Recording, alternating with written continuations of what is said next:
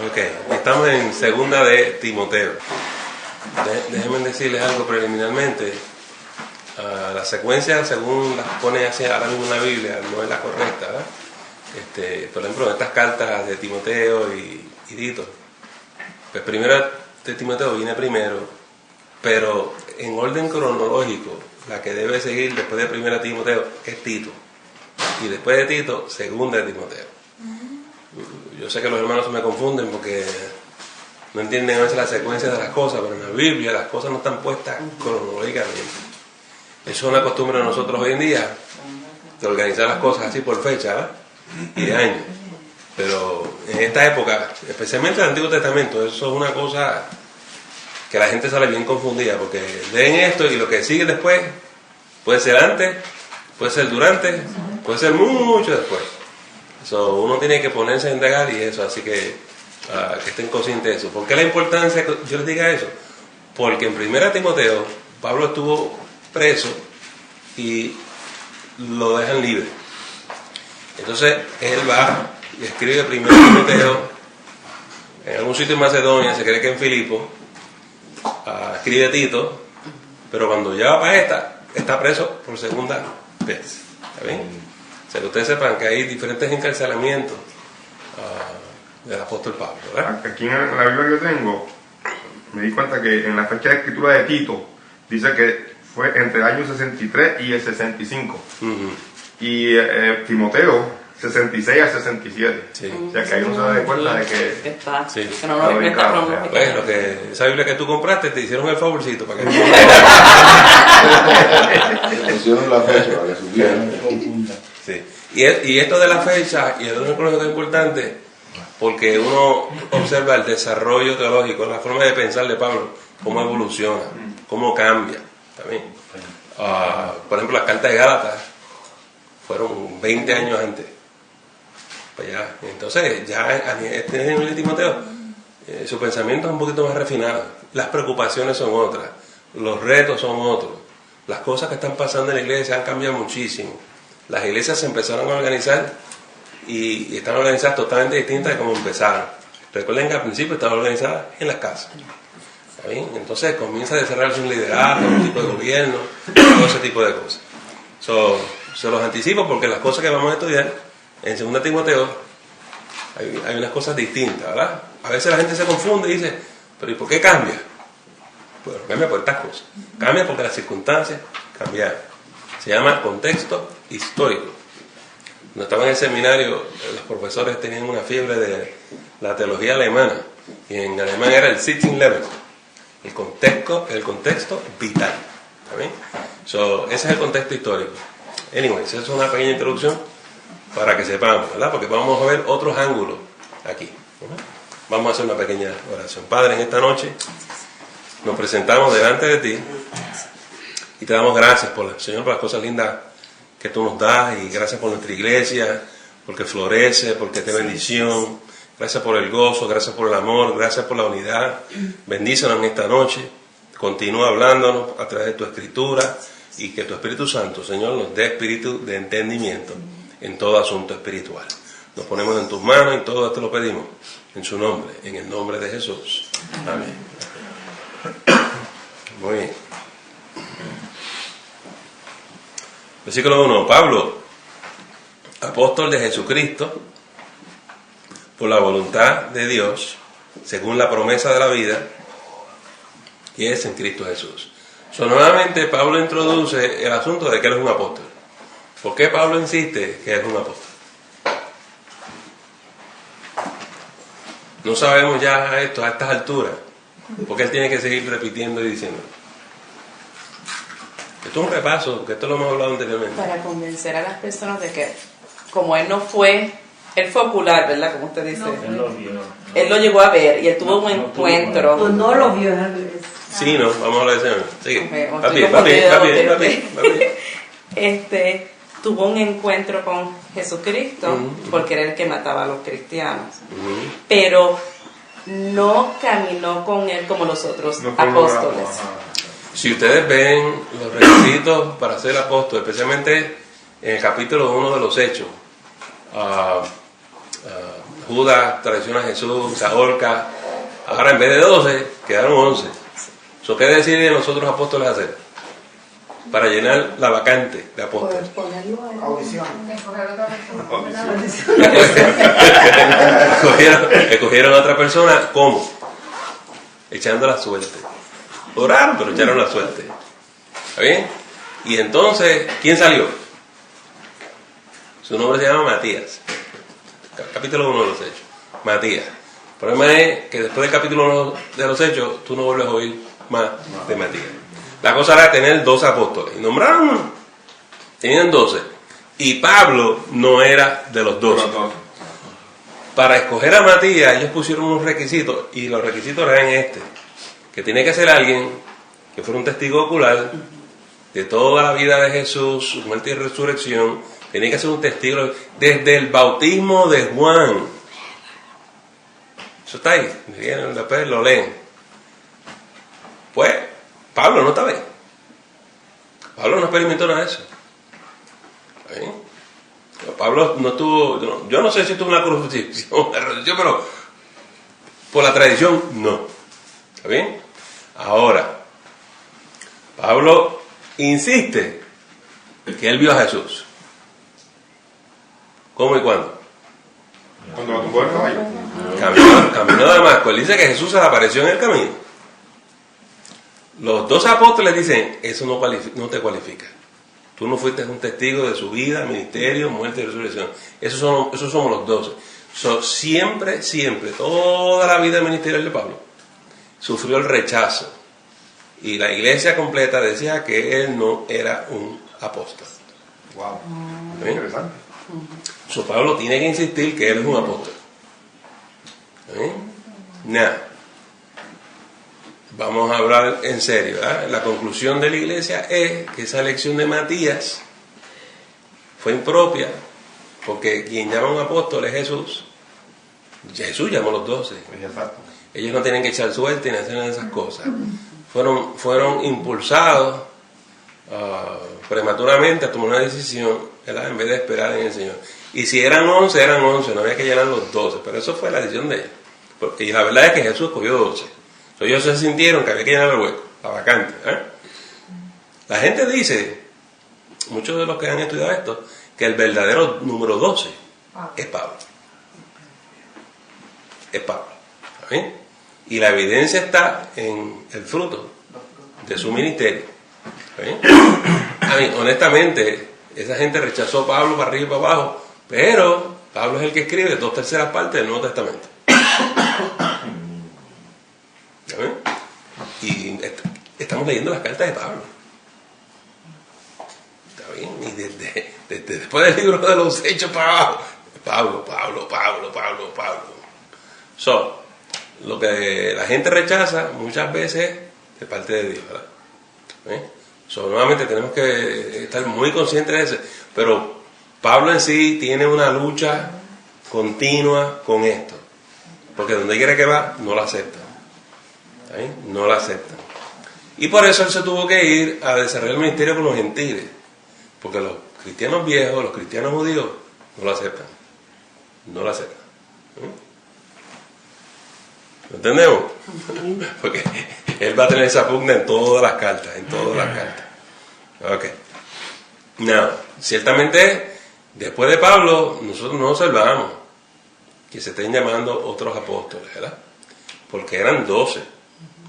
12, un apóstol es ¿qué? Uno enviado a ser testigos de la resurrección de Cristo. Y esos son testigos oculares. ¿Sí? Y hasta ahí. O sea que los 12 originales es eso. No, hay otros apóstoles porque un apóstol es una persona que ha sido enviada. Todavía el Señor llama a gente y las envía. ¿Sí? Lo que pasa es que ya hemos hablado de esto antes, no se le pone apóstol, se le llama misioneros. ¿Sí?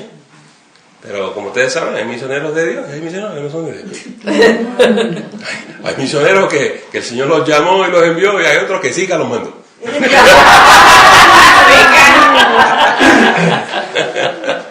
Entonces, ¿cómo se le podría llamar a esos apóstoles que se ponen los... Pues mira, la verdad es que no debería haber ningún problema en que se llamen apóstoles, pero para evitar el problema y la confusión con los 12, porque es que no hay más nada. O sea, los 12 son los 12. Por eso es que se cogió la palabra misionero, que lo significa un enviado. Pero que ustedes sepan que ese es el linaje y ese es el verdadero apostolado hoy en día.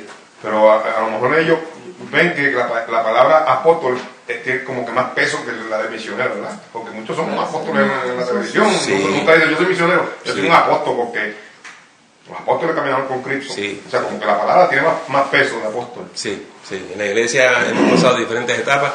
Primero era la fiebre de evangelista internacional. No era suficiente ser evangelista, era evangelista internacional, ¿verdad? Después todo el mundo era reverendo. Todo el mundo es reverendo. Y después se pusieron obispos. Todo el mundo era un obispo. Ahora hay que ser apóstol. ¿Ven? Todo el mundo. ¿Okay? ¿Quién te mandó? Sí, capaz, sí.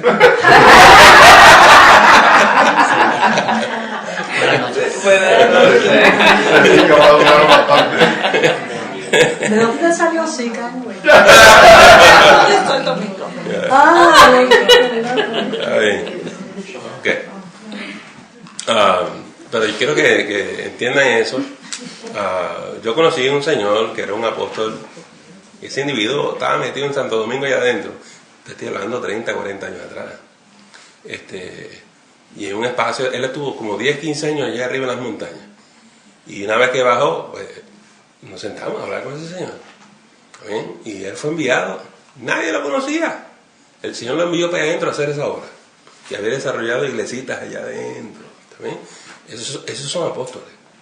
Y a veces dan su vida por el Evangelio. Como estos, dieron su vida por el Evangelio. Que es importante que nosotros sepamos distinguir entre la gente que tiene un apostolado y los que no. Igual yo no tengo problema con la palabra obispo, pero es mejor que usted sepa lo que eso significa, porque hay verdaderos y hay otros que son fraudes. Son unos fraudes, ¿también? Yo sé, igual, como la palabra reverendo.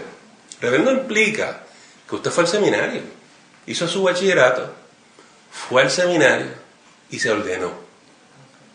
Esa es la única persona que se puede llamar reverendo. Pero por ahí hay gente que ni terminó las high y se llaman reverendo. No. Ellos que familiarizan un reverendo con pastor. Exactamente, ellos no saben lo que es eso. Se ve lindo. Es un título de que usted fue a la escuela graduada. Eso es un título oficial. ¿Está bien? No tiene que ver nada con tu llamado. El llamado tuyo es ser pastor. Es un título académico. Por eso se ponen las batas y las cosas. ¿Bien? Porque se graduaron a nivel de la maestría. Hay personas que han estudiado eso, pero si no, además, aunque tienen la maestría, si no lo ordenaron, no tiene el título reverendo. Oh, definitivo. Si te gradúas de la maestría, pero no eres ordenado, no te puedes llamar reverendo. Nada, para la gente por ahí que no sabe esas distinciones, no es nada. Para nosotros, en el cuerpo ministerial, esas distinciones son bien importantes. Llamarte reverendo sin serlo es como usted falsificarle un resumen y decir que usted tiene unas credenciales y hizo esto y logró aquello y estudió un bachillerato aquí y una maestría, cuando no es verdad. Y eso es causa de expulsión y eso tiene unas implicaciones serias en nuestras denominaciones. Por ahí todo el mundo le pone títulos. Reverendo fundamental. No, tú estudiaste. A mí ese ya me llamó. Magnífico, that's nice. Lo importante para nosotros es no solamente que tengas el título, sino que tengas el llamado. El llamado más los estudios. Porque la gente en la iglesia necesita un ministerio serio.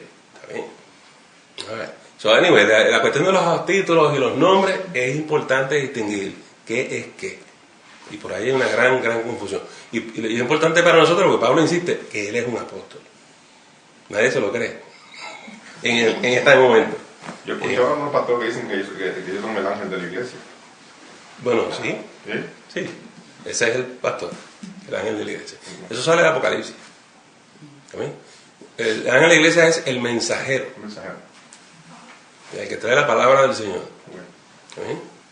Porque nosotros fuimos enviados a la iglesia a hablar a nombre del Señor. Sí. Eso es correcto. La verdad que tenemos que abrir bien nuestros ojos y estar atentos a todas esas cosas, porque hay un pastorcito por ahí que según había sacado el diploma y todo del doctor y reverendo y toda esa cuestión, de ahí del internet lo sacó y lo había puesto la foto y todo el mundo creía que era verdad y no era. Pero tiene toda la razón. Hay un sitio ahí en California que si usted quiere ser un ministro ordenado, usted lo paga, yo no me acuerdo cuánto es, 15, 20 pesos, y ellos le mandan su ordenación. ¿Cuánto? $12.95.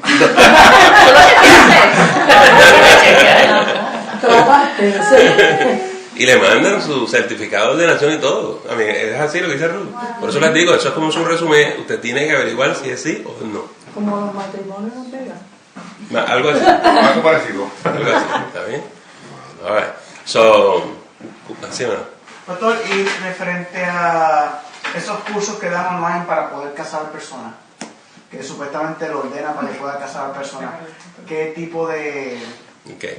Hay dos maneras legales de casar. Uno es un juez y la otra es el ministro ordenado. El pastor laico, que es un pastor no ordenado, no es un reverendo, es un pastor nada más, puede casar en su iglesia local. Pero esa persona tiene que coger un curso. Se registra con el Estado y puede casar en su iglesia local.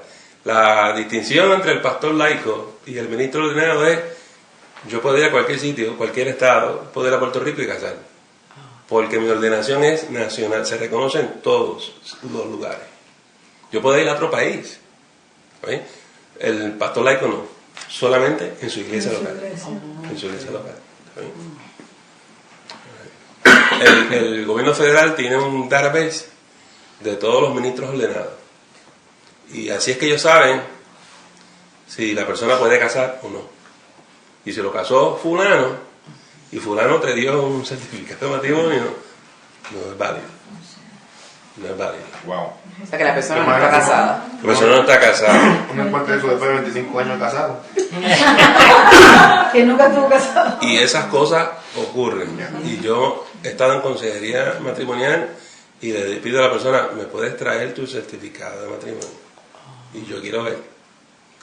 Y es una cosa horrible cuando uno se da cuenta lo que ha pasado aquí. ¿Está bien? Por eso es que esas cosas, esos detalles son importantes. Son importantes. Son solamente de dos personas que pueden casar: el ministro ordenado o el pastor laico y el juez. ¿Está bien?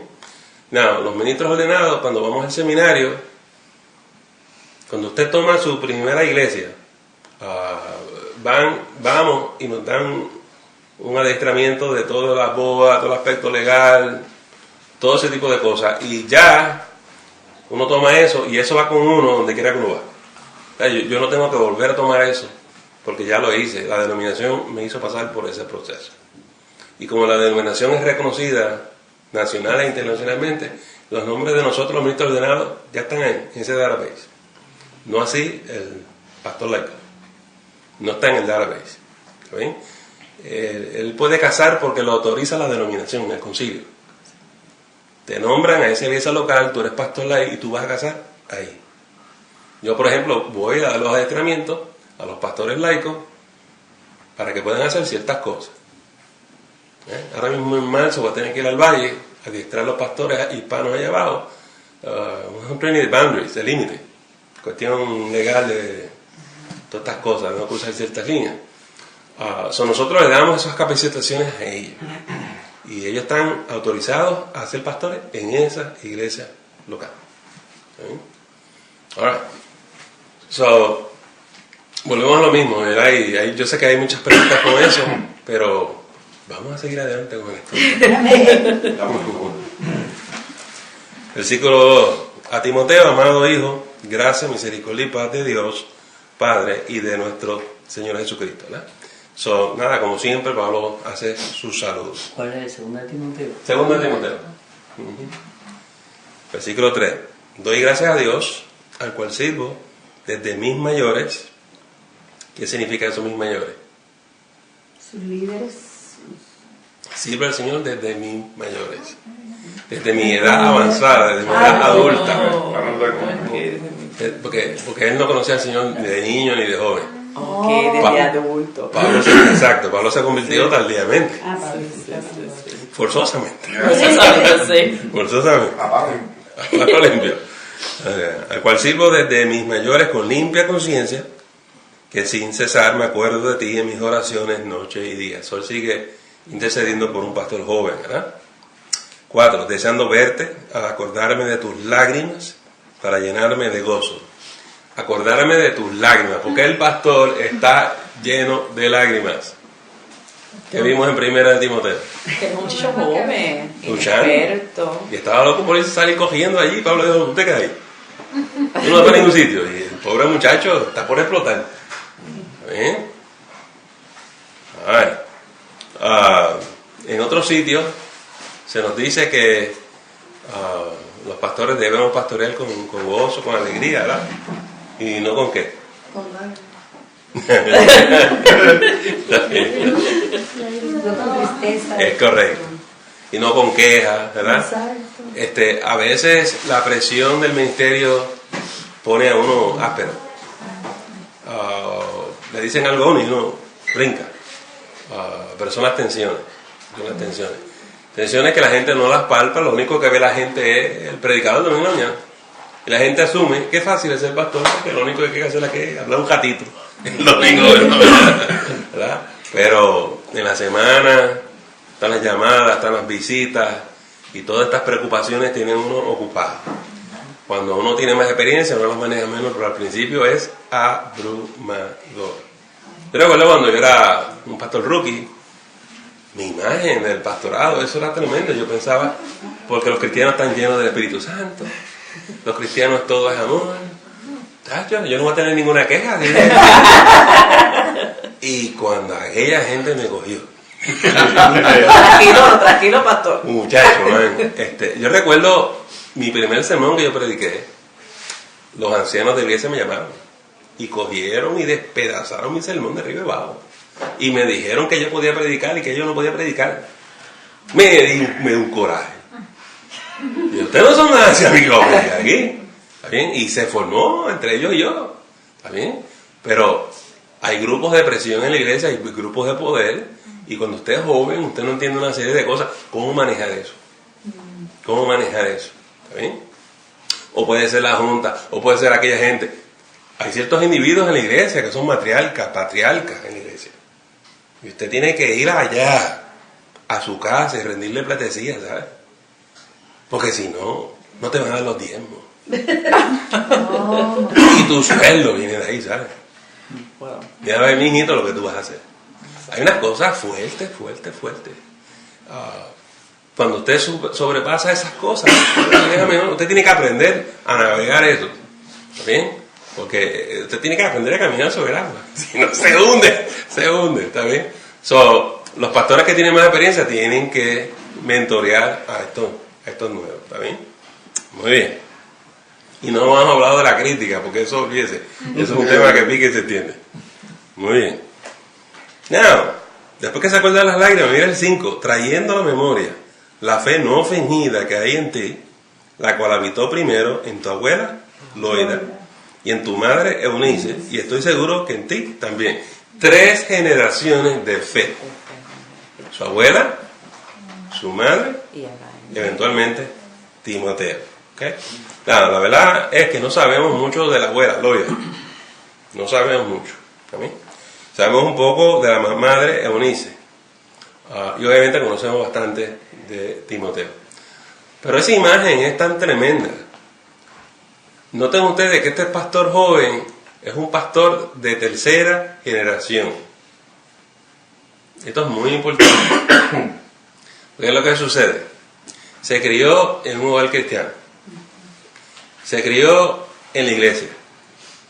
Entiende lo que es la iglesia, entiende lo que es el evangelio. Eso es lo que permite que Timoteo entre de joven al ministerio. Porque él respira eso todos los días. No es igual cuando usted viene de la calle, del mundo, y se convierte, y a los 6 meses usted es pastor. Usted no sabe lo que es esto. Usted nunca ha pisado una iglesia. ¿Bien? La Biblia insiste, no un neófito. ¿Bien? Las iglesias tienen su propia cultura, su propia idiosincrasia, su manera de ser. Usted tiene que entender esto. Y por lo general nosotros sabemos que los mejores pastores son de tercera generación cristiana o son gente que tienen mucha experiencia en Cristo. Y generalmente los mejores pastores son los que ya tienen tiempo en el Evangelio, ¿verdad? ¿Hay algún prejuicio con los pastores? No, hay que empezar en algún sitio. Yo empecé en una esquina, ¿también? Y ustedes realmente no me querían oír a mí cuando yo era rookie predicando, que yo no sabía lo que estaba diciendo. Yo creía que yo sabía. Y tenía que impresionar a la gente para que... Claro, porque creyera. Uno sobrepasa esas etapas. Uno las sobrepasa. ¿Está bien? Y después uno entra en un sentido de seguridad. Pues usted tiene aplomo. Usted está tranquilo. Usted sabe lo que está diciendo y lo que está haciendo. ¿Está bien? Muy bien. Yo quería señalarles eso porque eso es importante. No impulsemos gente a hacer cosas cuando son gente que son recién llegadas del mundo. Eso es un grave error. ¿Está bien? Vamos a buscar gente que tenga un poquito más de tiempo. O los dejamos madurar, que tengan un poquito más de tiempo, o buscamos gente de cepa cristiana. A ver, y ese era Timoteo. ¿Ah? No, deja así callar. Ok. Mira qué tremendo, el versículo 6. Por lo cual te aconsejo que avives el fuego del don de Dios que está en ti por la imposición de mis manos. ¿Qué es lo que él tiene que avivar? El llamado, el don que Dios ha puesto en él. Eso. El llamado. ¿Está bien? Muy bien. Que lo avive. Tienes que avivar el llamado que hay en ti. ¿Por qué lo tienes que avivar? ¿Qué le pasó al llamado? Con tanta carga y tanta cosa lo agobiaron. Hay Lo gente quemaron. En la Iglesia Bautista del Sur, todos los meses, más de 100 pastores se van del pastorado. Y eso es una iglesia evangélica, conservadora. Pero queman a los pastores, los queman. Se los fuman. ¿Está bien? Uno se quema. Y Timoteo está en el quemazón ministerial, el quemazón pastoral. Llega un momento que dice, no puedo más. Yo pasé por ahí.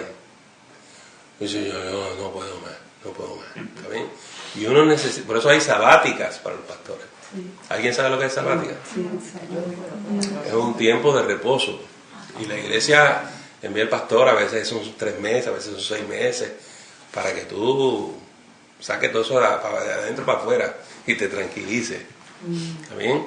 Y uno tiene que darse cuenta cuando uno está llegando y necesita un break. A veces usted no se da cuenta. ¿Está bien? A veces usted no se da cuenta. Por eso es importante que el pastorado, la ministerial, sea flexible en las horas.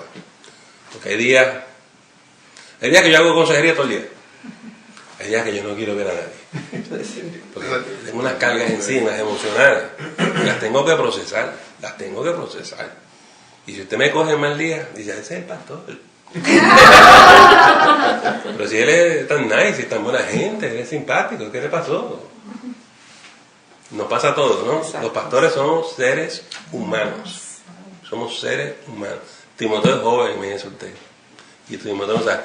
Entonces, el fuego del don, del llamado al ministerio. Y Timoteo dice, ya, las entregué. Pablo lo quiere reanimar.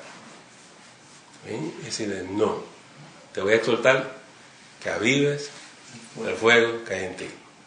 La gente coge este texto y lo aplica de la manera individual, personal, que si está lleno usted del Espíritu Santo y usted se enfrió, ¿verdad? Si su camino, su jornada cristiana, que era vibrante, ya ha menguado, es tiempo de que usted avive el fuego, el don que hay en usted.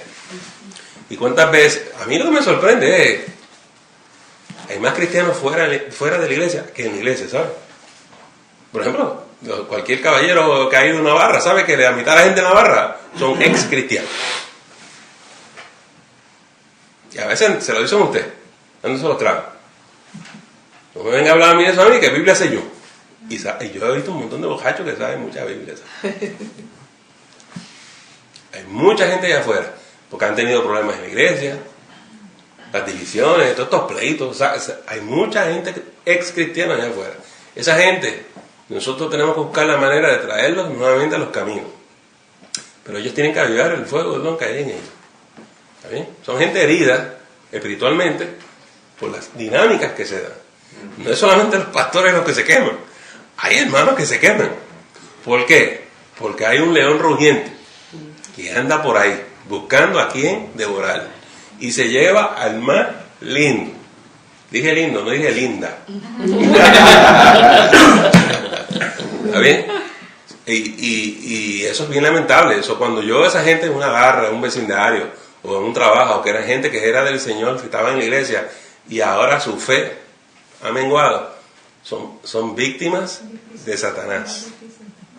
Quien las hirió, yo dije que es la iglesia, pero fue el diablo. ¿Usted me captó? Y es más triste, hermano, fíjese, el poder animar a una persona que nunca ha recibido a Cristo, que llegar a alguien que está desanimado porque tiene la conciencia cauterizada por el pecado. Él conoce la verdad y sabe que debe de levantarse, pero el dolor o lo que le hizo apartarse del Señor lo vuelve tan duro, es tan difícil. Ahora que usted dice eso de que muchas personas heridas, yo me acuerdo que mi esposa me dijo que cuando el papá de ella murió, que fue ella al velorio, ella fue con su traje negro y tú sabes, bien con su moño y su pintalabio y todo eso. Entonces que en la capilla del lado había un velorio de una persona cristiana, pero que cuando la ven a ella entrar al velorio del papá, una de esas chicas que tiene el mundo me dijo que de dónde habrá salido esa hereje. Le dijo a mi esposa. Entonces eso a mi esposa le impactó un montón y yo dije, wow. De ahí para acá ella como que contarle ya como que no. Sí. Es con sabiduría que uno hace la guerra, ¿no? Parte de lo que yo predicaba el domingo, es con sabiduría. No es con insultos, no es ofendiendo a la gente, es con sabiduría. Pero en muchos lugares evangélicos, en medio de los aleluyas, vamos a decirlo así, hay la impresión de que el funeral es un sitio para enfrentar a la gente de sus pecados. El muerto va para el infierno, ese se va a arder en las llamas del infierno hoy. O sea, hay que consolar a esa familia. No es el lugar para ese tipo de mensajes. Y falta la sabiduría. Y no solamente ofende, sino que alejas a la gente de Cristo. La gente no quiere saber de los aleluyas, ni de las iglesias, ni de nada. Pero eso se debe a que hay unos cuantos que no deberían estar en el ministerio, ¿verdad? Pero, lamentablemente, hay de todo en la viña del Señor. Eso le digo a ella, que fue a ver a su papá y se encuentra con eso, que le dio una bofetada que ella dijo, wow, si así son ellos, ¿no? Sí. Es triste, pero esa es una realidad. Y yo quiero dejarle saber, ¿verdad? Es parte de lo que yo quería predicar el domingo, y si no lo transmití bien, yo creo en todos los dones del Espíritu Santo, yo creo en todos los ministerios, pero con sabiduría se edifica la casa. Amén. Con sabiduría se desarrolla tu vida. Es con ciencia, es con conocimiento, es con prudencia. O sea, esas son cosas que hay que añadir en su vida espiritual. No todo es profecía. Vamos a parar la cosa esa. Yo creo que es importante que pensemos en ser ese árbol plantado junto a corriente de agua. ¿Bien? Hay unos frutos que se tienen que dar en nuestra vida, y eso es lo que nos va a fortalecer, y eso es lo que nos va a permitir nosotros llevar matrimonios lindos y hogares lindos. Las profecías, sí, yo sé que las profecías son de Dios, pero esto no es a base de profecía, es que no lo es. Tomen la dirección de un cristiano. La gente dice, ¿cómo yo sé cuál es la voluntad de Dios? Pues llénate del Espíritu Santo y deja que el Espíritu te dirija. Deja la manía de estar buscando profecía. Lo que Dios quiere es dirigirte por el Espíritu, que tú escuches su voz. ¿Bien? En ningún sitio dice busca la profecía, en ningún sitio dice eso. O sea, las profecías llegan, y cuando lleguen, no impidáis las profecías, no las niegues, pero no las busques. Dios te va a hablar cuando Él quiera, como Él quiera, cuando Él quiera. ¿Ven? Ya se me quedó alguien dormido. No, se me puede caer la muñeca. Ah, se te va a caer. La muñeca. A ver, ok. La dirección del Espíritu es primario, las profecías secundarias. ¿Está bien? A ver. ¿Dónde voy? 7. Porque no nos ha dado Dios espíritu de cobardía, sino de poder, de amor y de dominio propio. Interesante, cada versículo es tremendo, ¿verdad? Ok, porque no nos ha dado Dios espíritu de cobardía, sino de poder, de amor y de dominio propio. En otras palabras, Timoteo, no seas un cobarde. No te eches para atrás.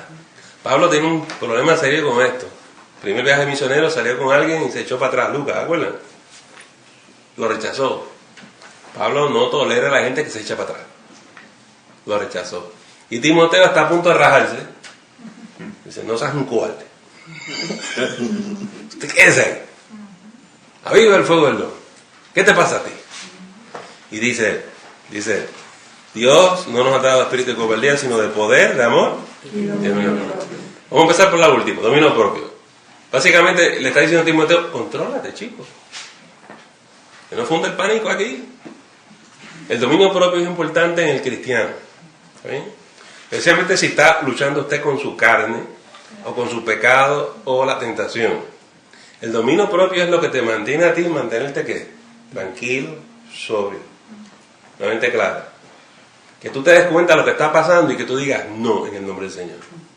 Que tú te mantengas en el Espíritu y no te saquen de ahí. Por eso es un poder, amor y dominio propio. Tú solamente vas a tener dominio propio si tienes el poder de Dios, la llenura del Espíritu Santo.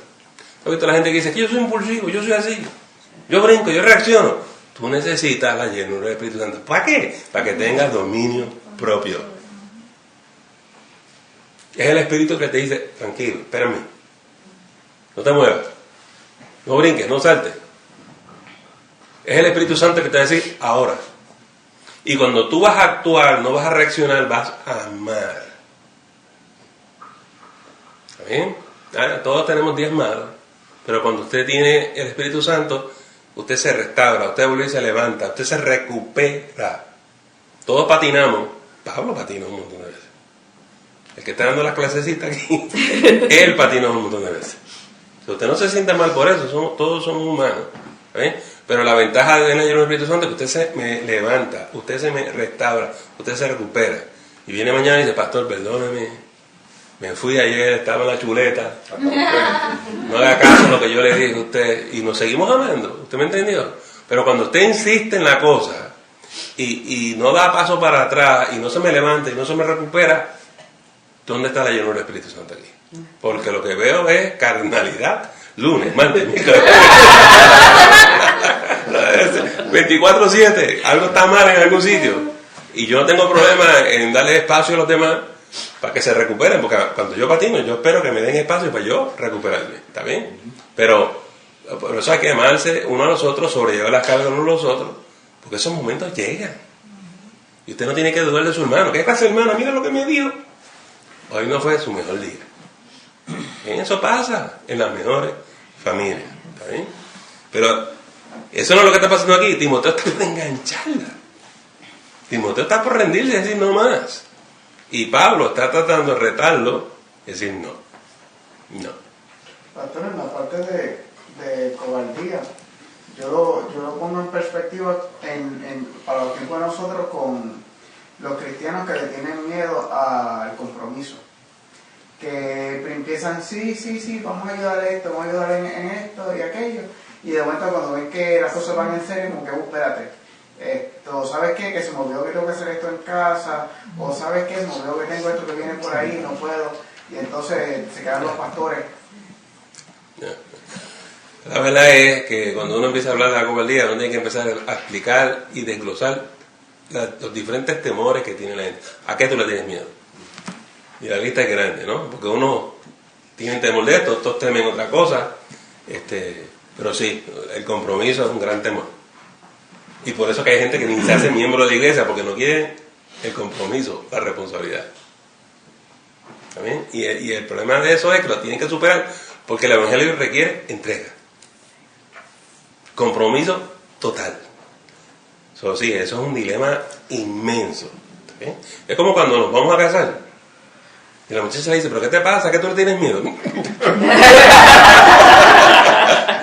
Mira, uno se pone todo nervioso, ¿verdad? Nosotros bromeamos que cuando el hombre llega allí a la boda le da el frío olímpico.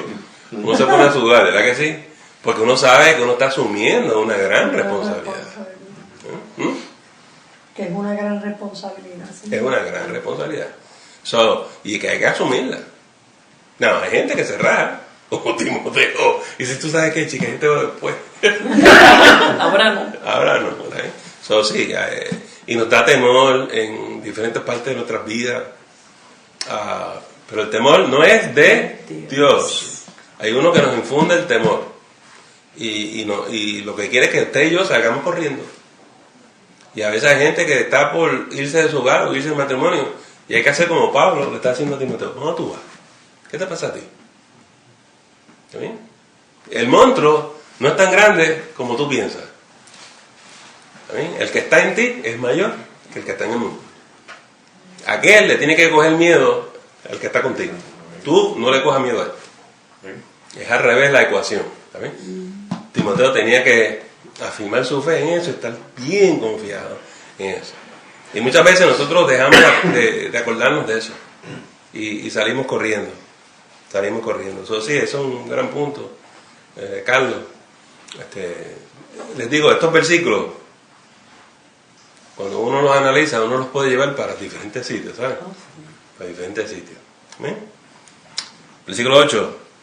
Por tanto, no te avergüences de dar testimonio de nuestro Señor, ni de mí, preso suyo, sino participa de las aflicciones por el Evangelio, según el poder de Dios.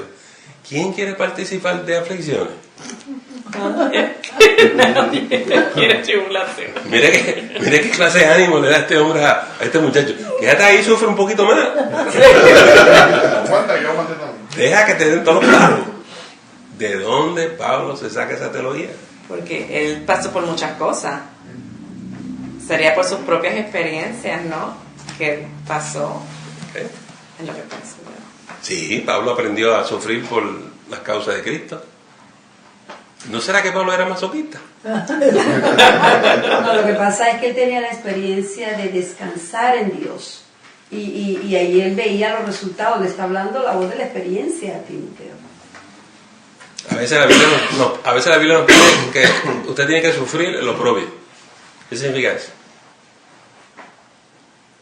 Las diferentes vicisitudes que pasamos, a veces calumniados injustamente. Eso. Lo propio es cuando hablan mal de ti.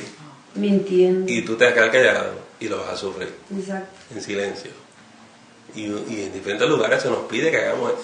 ¿No seremos masoquistas los cristianos?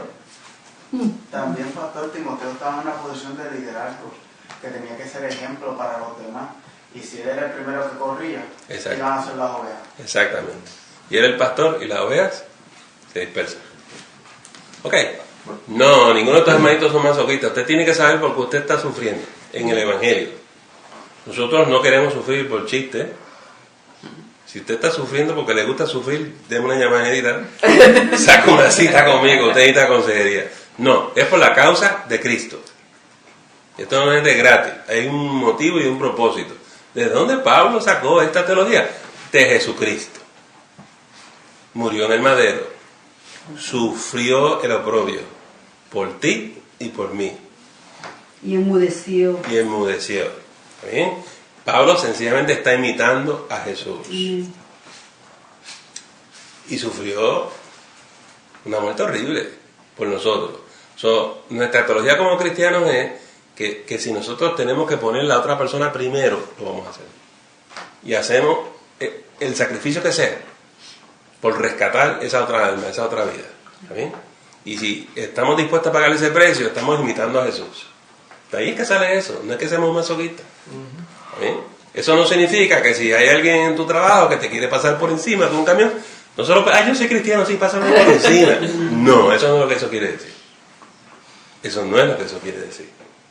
Si usted está casado con un hombre que la brutaliza a usted y la pisotea, ay sí, atropéllame, abofetéame, que yo soy cristiano. No, Eso no es lo que eso quiere decir.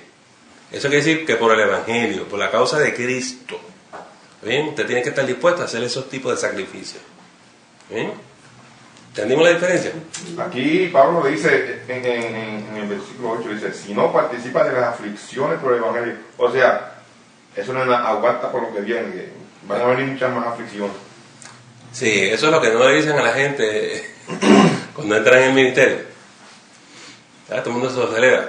Lo que te viene es salsa. Aflicciones. ¿Ahí? Y la gente se crea, es como el cuento de cuando uno se casa. Ay, la boda mía, qué sé yo. Ay, vamos a ser felices para siempre. ¿Alguien no le habló a esa niña?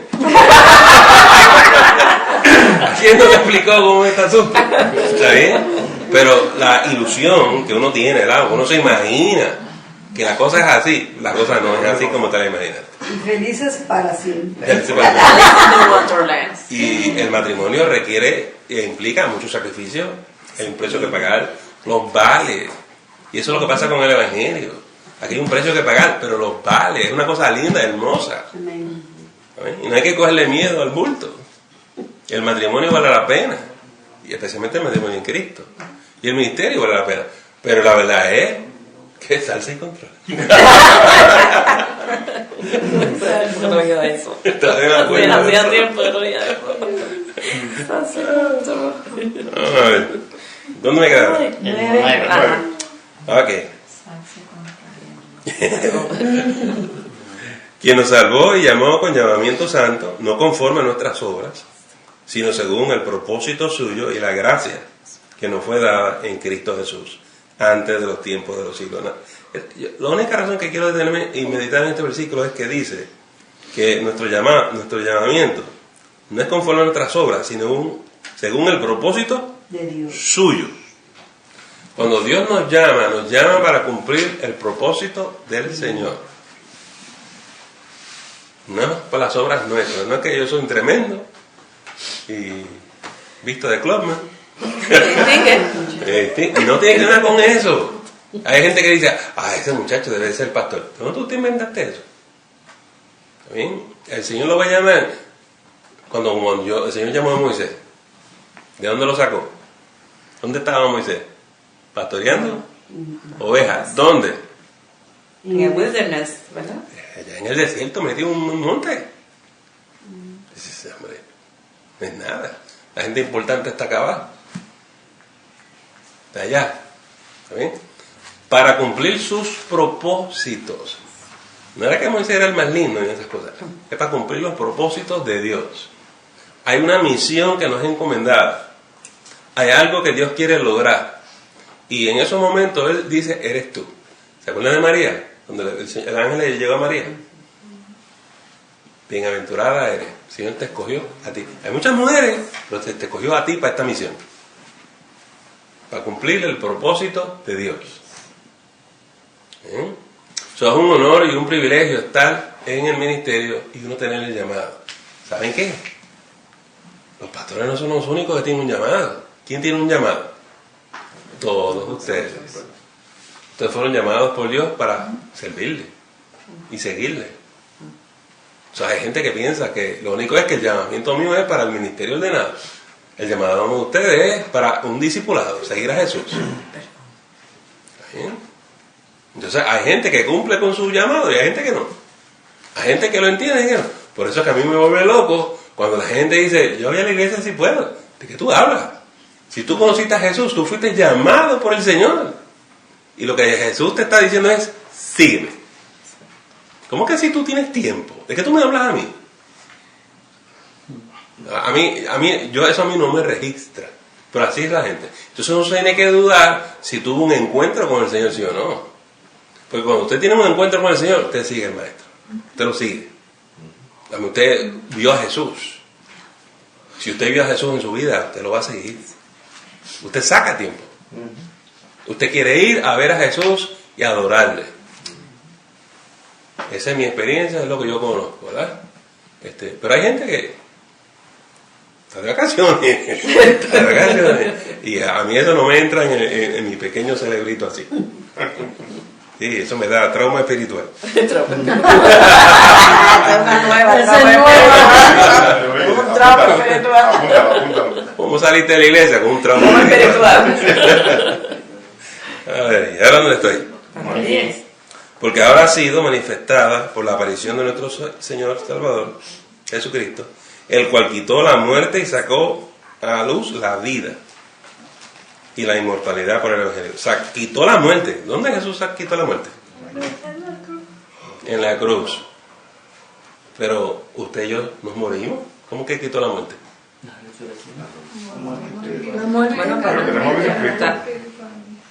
Bueno, Pero tenemos vida en Cristo, porque no morimos, o sea, morimos físicamente, pero espiritual no. Ok, quitó la muerte si yo soy en la cruz, pero la quitó de nosotros cuando nos dio vida eterna. Tú y yo no morimos. El cuerpo se va, pero tu espíritu va a morar con el Señor. Tú y yo no experimentamos la muerte. La física tal vez. Pero ¿qué va a pasar con eso? Cuando regresemos con el Señor, ¡pum!, nos devuelven el cuerpo, lo transforman. O sea, el cristiano tiene otra experiencia completamente distinta, ¿verdad? Y cuando alguien muere en Cristo, ok, yo sé que hay gente que llora, porque se fue un ser amado, pero los cristianos no estamos tan agobiados con eso porque literalmente no murió de verdad. Ese es el término bíblico, está durmiendo. Y lo veremos otra vez. Esa es nuestra esperanza y nuestra confianza. Más lindo, más joven, más arruga, más tapa. Tal vez está esperando el momento. Yo creo que sí. Está bien, está bien. Le hablas después, Charlie, se lo explica después. Cierto es. Oye, y si regresa para atrás con la... Imagínate tú, ¿quién tú eres? Charlie, brother. Okay. 11. Del cual yo fui constituido predicador, apóstol y maestro de los gentiles. Dice, yo fui constituido. ¿Qué quiere decir eso? Aprobado. Declarado. Aprobado. Ordenado. Pablo tuvo opciones aquí. No. Esto es algo que él tiene que hacer. Él es esclavo de Cristo, doulos en griego.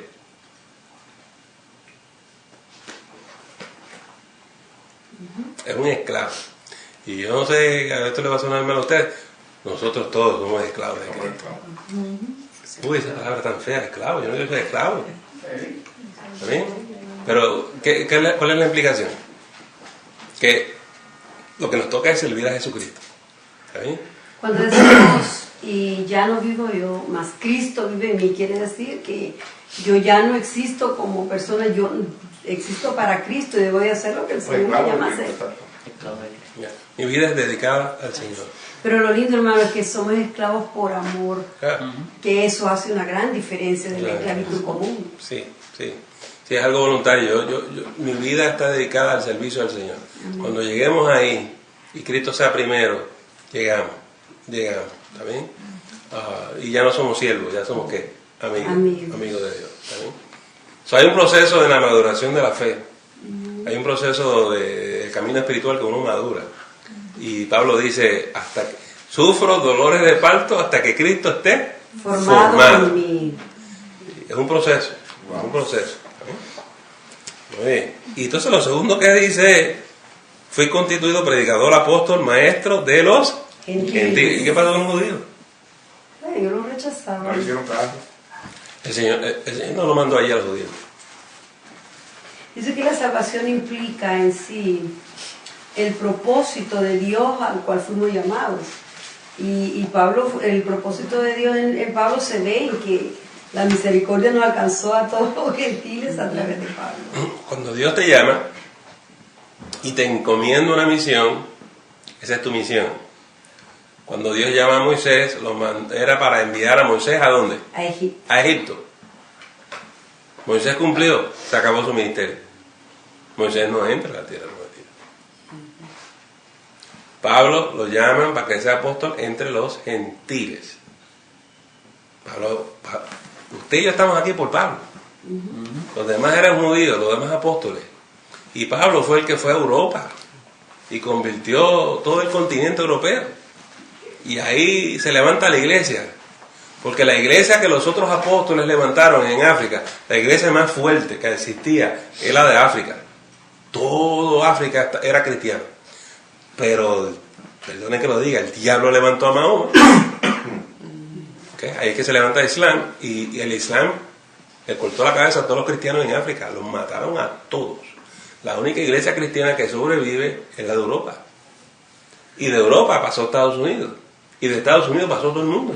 Y es que vienen los peregrinos que trajeron el evangelio a Estados Unidos. So, si no es por Pablo, la iglesia desaparece sobre la faz de la tierra. Para que ustedes sepan el rol crítico, histórico, importante, trascendental de Pablo. Por eso que nosotros sabemos que Pablo fue un apóstol de veras. ¿Sí? Y para aquel tiempo moverse de sitio en sitio no era fácil. No, este hombre era tremendo. Wow. Él llegó hasta España, ¿verdad? Sí. Yo no sé por qué no se brincó el charco por este lado.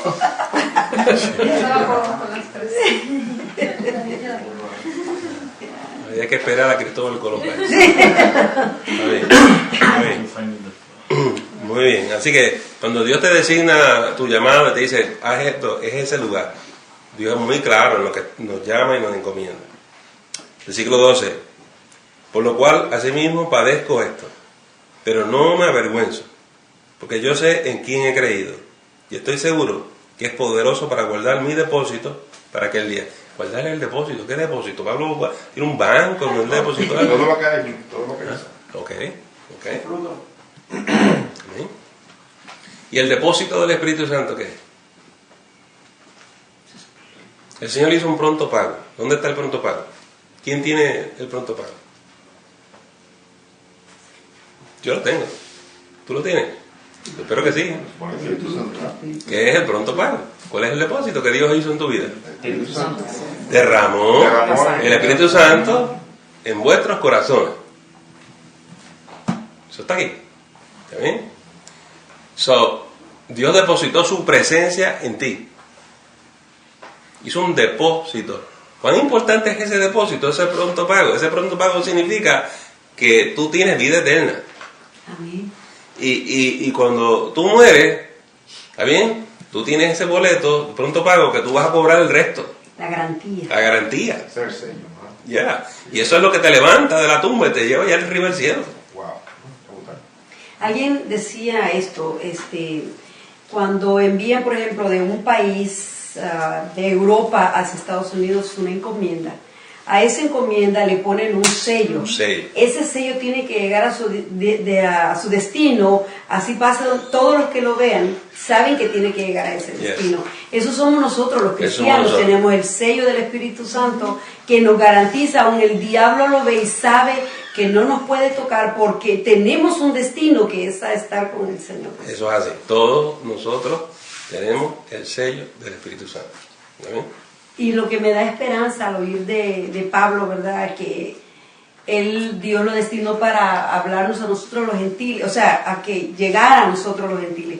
Él fallece físicamente, pero el Señor siguió cumpliendo la promesa que Él le hacía a Pablo, o sea, que el trabajo de Pablo.